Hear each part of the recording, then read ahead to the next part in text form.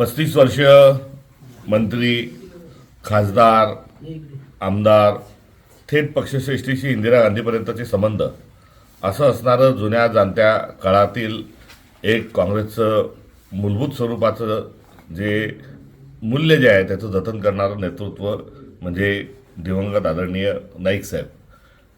त्यांनी एवढेही महाराष्ट्रभर वेगवेगळ्या खात्यांचा कारभार जरी सांभाळा असला तरी मातीशी नाळ त्यांनी कधी तुटू दिली नाही.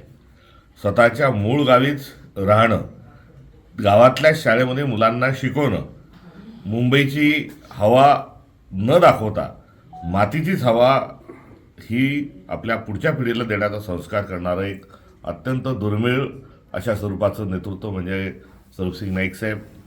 आज नियतीने त्यांना आपल्यापासून दूर नेलं आहे, मात्र यथार्थ आणि कृतार्थ जीवनाचा सोहळा संपन्न करून ते त्यांचा ध्येय इथे ठेवून ते पूर्ण त्यांच्या ज्या कार्य जे आहे त्या कार्याला संपूर्ण स्मरण देत असताना आणि आकार देत असताना नियतीने त्यांना आपल्यापासून हरवलं आहे. मी त्यांना काँग्रेस पक्षाच्या वतीनं, अखिल भारतीय काँग्रेस पक्षाच्या वतीनं भावपूर्ण आदरांजली, श्रद्धांजली आणि भावांजली देतो.